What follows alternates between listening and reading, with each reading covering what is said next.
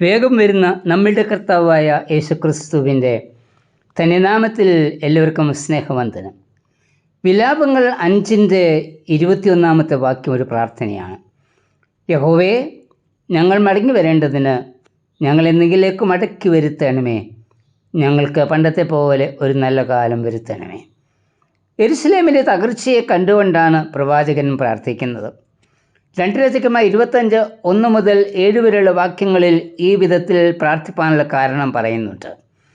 Babel രാജാവായ Nebuchadnezzar BC 586 യെരുശലേം കീഴടക്കുകയും സിദ്ക്കിയ രാജാവിൻ്റെ കണ്ണ് കുത്തിപ്പൊട്ടിച്ച് ചങ്ങലയാൽ ബന്ധിച്ച് ബാബേലിലേക്ക് കൊണ്ടുപോവുകയും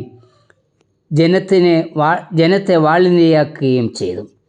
ശേഷി ജനത്തെ അടിമകളാക്കുകയും ചെയ്തുവെന്നാണ് ഇവിടെ പറയുന്നത്. ഈ വിധത്തിൽ സംഭവിക്കാനുള്ള കാരണം ദൈവജനത്തിൻ്റെ പാപമായിരുന്നു. ജനത്തെ മടക്കി വരുത്തുവാനുള്ള ശ്രമം ദൈവത്തിൽ നിന്ന് ഉണ്ടായി. അതിന് ദൈവം ഉപയോഗിച്ചത് നെബൂഖദ്നേസറിനെയാണ്.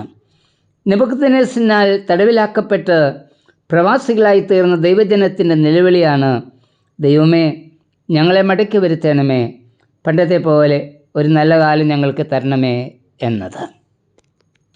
ബാബിലോണിൽ അടിമകളായി തീർന്ന ഇസ്രായേൽ ജനത്തെ പോലെ നാമും പാപ അടിമത്തത്തിൽ ആയിത്തീർന്നിരിക്കുകയാണ്.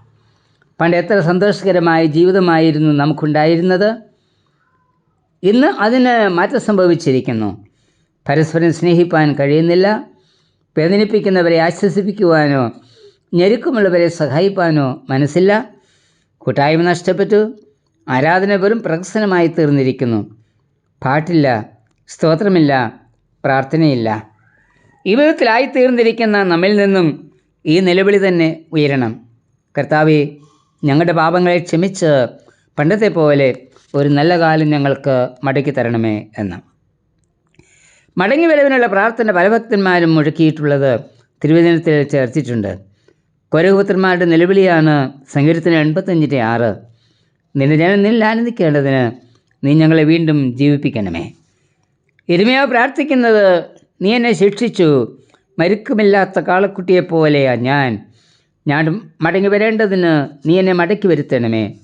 നീ എൻ്റെ ദൈവമായ യഹോവയല്ലോ. യിരെമ്യാവ് 31:15. യെഹെസ്കേലിൻ്റെ പ്രാർത്ഥന, ശാസ്ത്രമേ, നീ 4 ദിക്കിൽ നിന്നും വന്ന് ഈ നിഹതന്മാർ ജീവിക്കേണ്ടതിന് അവരുടെ മേൽ ഊതണമേ. യെഹെസ്കേൽ 37:9.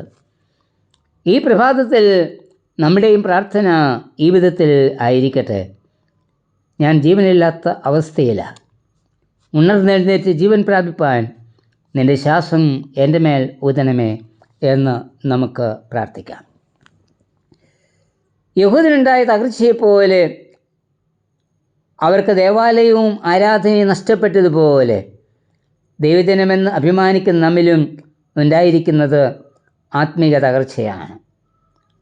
തകർച്ച മനസ്സിലാക്കാതിരിക്കുവാൻ തക്കവണ്ണം സാത്താൻ നമ്മുടെ ഹൃദയദൃഷ്ടിയെ കുരുടാക്കിയിരിക്കുകയാണ്. നമ്മിൽ ദൈവാത്മാവ് വിട്ടുപോയത് ശിംശോൻ അറിയാതിരുന്നത് പോലെയുള്ള അനുഭവമാണ് ദൈവജനത്തിനും ഉള്ളത്. അതുകൊണ്ട് ഇടിവിൽ നിന്ന് കരയുവാൻ വിശ്വാസി ഉണർന്നേ മതിയാകൂ. ഉണർന്നെഴുന്നേറ്റ് നിലവിളിയുടെ ശബ്ദം നമുക്ക് ഉച്ചത്തിൽ മുഴക്കാം.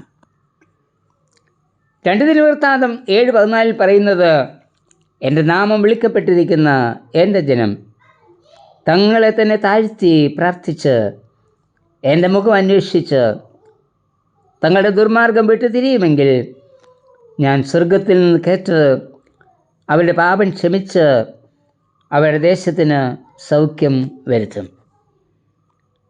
ദൈവജനം ഉച്ചത്തിൽ കരയണം. അതാണ് മൊർദെഖായി ചെയ്തത്. രേഖ എതിരായി എഴുതപ്പെട്ടു എന്നറിഞ്ഞപ്പോൾ മൊർദെഖായി പട്ടണത്തിൻ്റെ നടുവിൽ നിന്ന് ഉച്ചത്തിൽ കരഞ്ഞു. അതുപോലെ നാമും കരയണം. ദുർമാർഗത്തിന് വിട്ടുമാറി നിലവിളിക്കണം.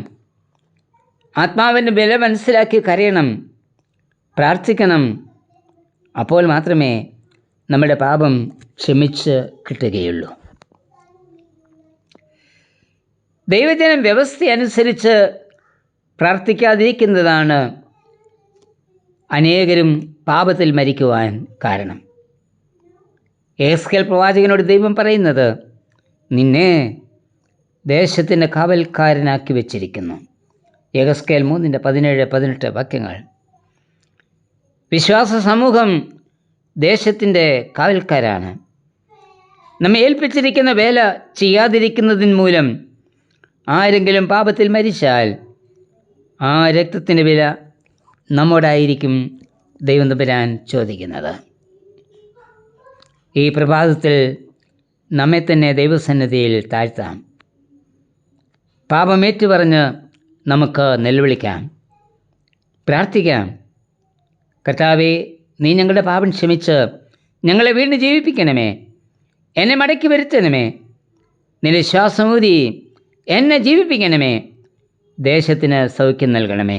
കർത്താവേ, ദേശത്തിന് വേണ്ടി നിലവിളിപ്പാൻ, പ്രാർത്ഥിപ്പാൻ എന്നെ ഒരു മർദ്ദക്കായി ആയി രൂപപ്പെടുത്തണമേ. ആമേൻ.